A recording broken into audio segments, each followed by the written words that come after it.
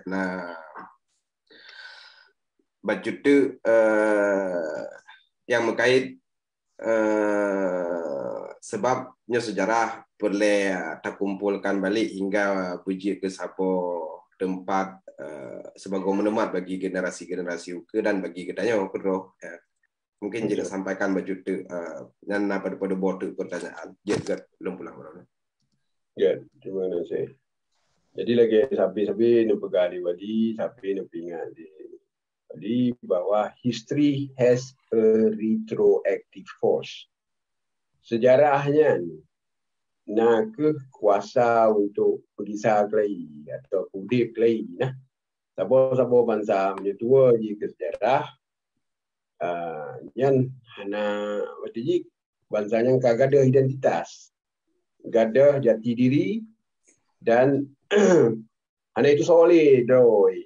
Nah, belum terjadi macam-macam mendum bahasa itu kata ile yang be anda lain tanya orang kam kedro itu boleh kan tulisan bahasa Melayu padahal tanya bahasa Aceh.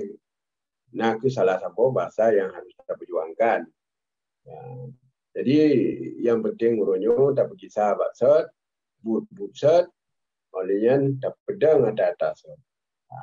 Belum tak pedangnya nah ke berdasarkan kepada hukum dunia dan hukum Allah.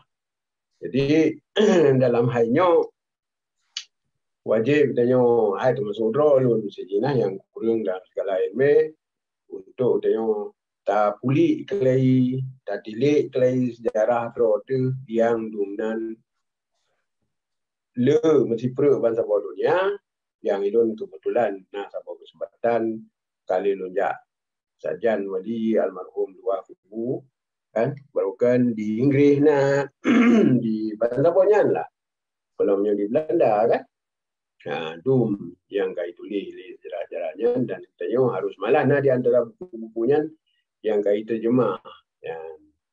Jadi tanya pi baca baca itu sejarah yang ditulis yang diterjemahnya harus kritis kan. Bawanya fakta-fakta yang baik sampai di peta-peti. Jadi uronyo ke generasi ke ajahan supaya ada benar bila perlu dalam kurikulum sekolahnya benar sejarah penuh tentang sejarah Aceh.